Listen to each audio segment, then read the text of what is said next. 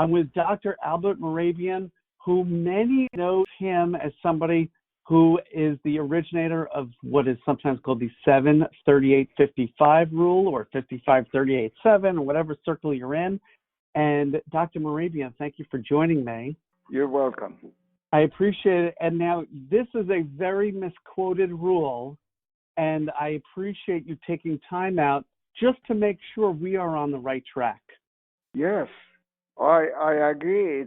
My findings have been overgeneralized over the decades.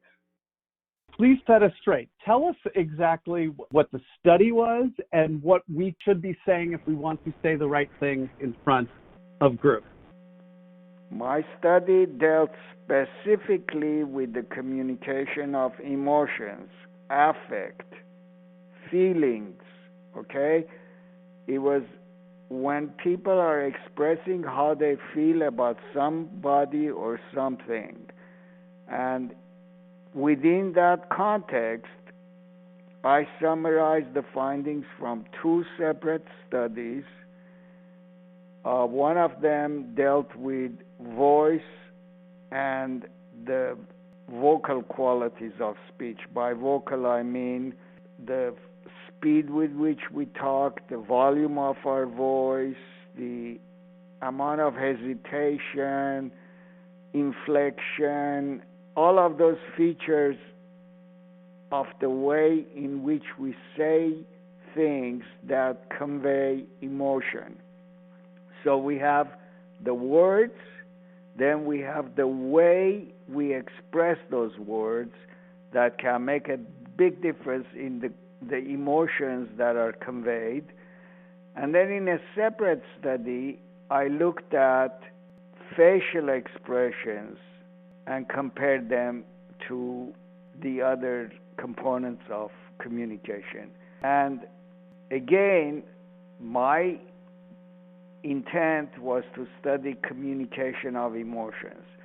And the equation that I supplied was to kind of roughly summarize how much people weight face versus vocal characteristics versus words when they are communicating their emotions.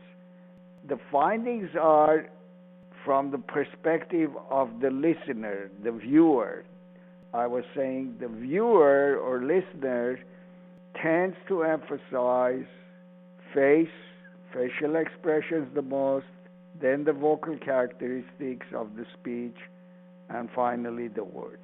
And that in a nutshell is the essence of my findings. Unfortunately, a lot of people, I don't know what their reasons are, but they decided to overgeneralize my findings and make them sound as if they were for communication in general, which would be absurd.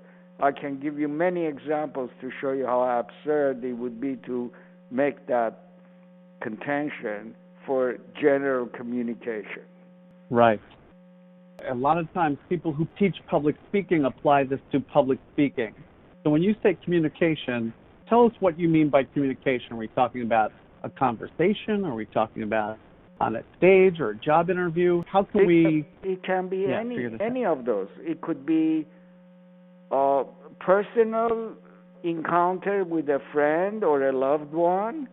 It could be a more formal setting, such as a lecture, or it could be a TV broadcast or a lecture via some kind of internet medium, telephone communication, any of those.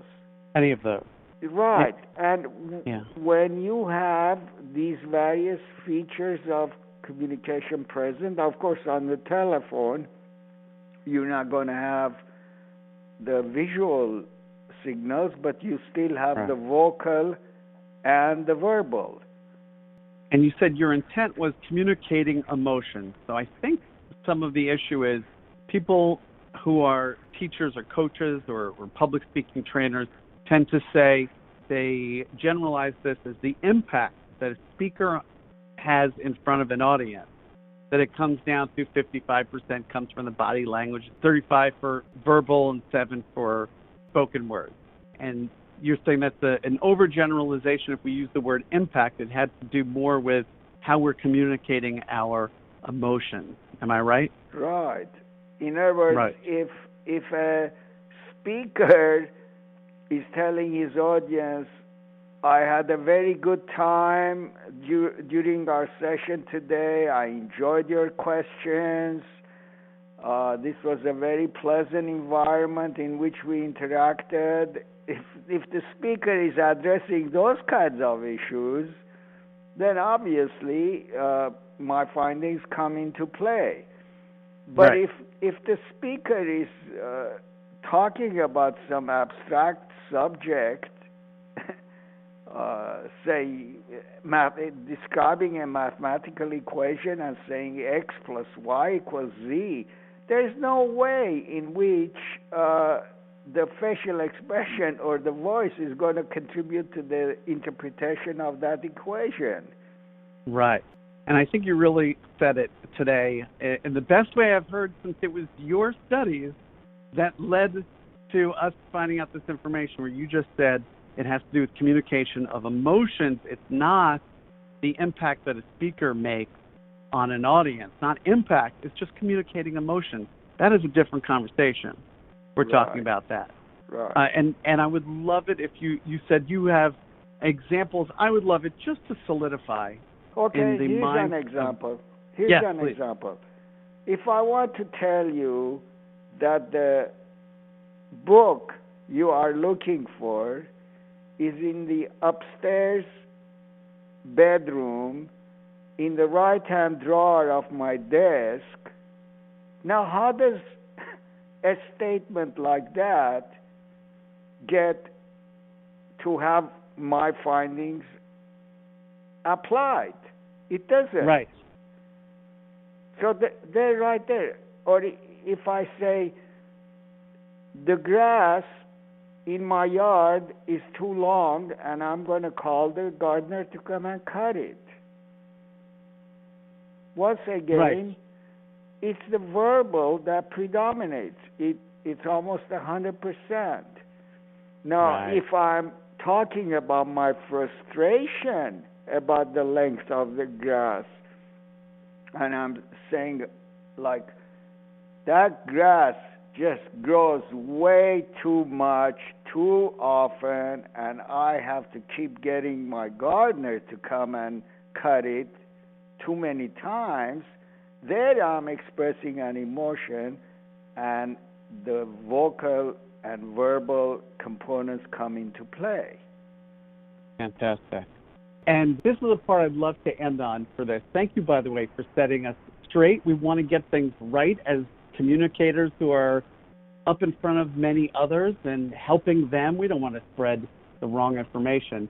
So for all the work that you've done your entire life, you're still teaching? Oh, no, I'm retired from UCLA. I was a professor at UCLA. Oh, very nice. Okay. So, and you've been retired for how long? Oh, I really retired in 97, but I kept doing my research and so forth until the early 2000s.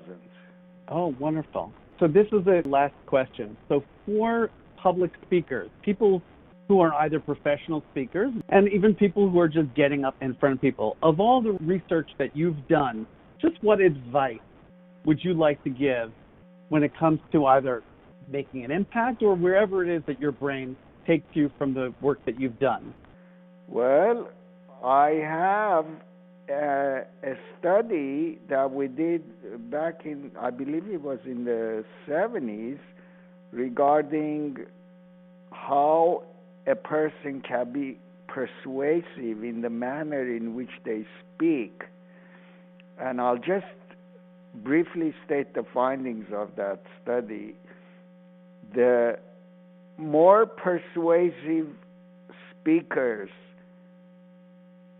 tended to have greater variety of facial expressions, intonation.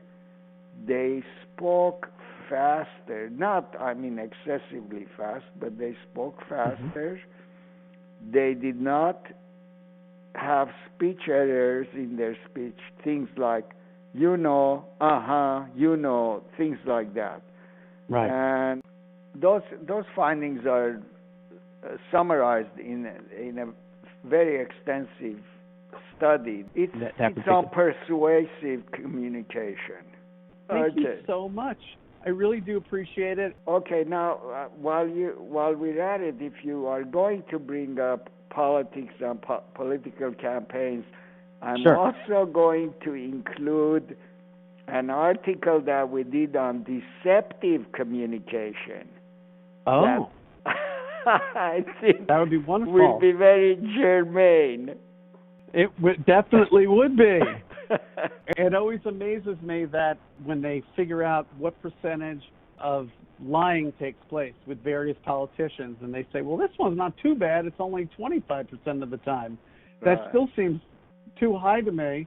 So that's a whole other area that yes, we'd be happy to read some of your other work. Right. It's just a matter of taking a look at the nonverbal components of their communication and seeing whether they're trustworthy or not. And words still matter, right? As kind of a little ender. Oh, they have a tremendous impact. Right. Absolutely.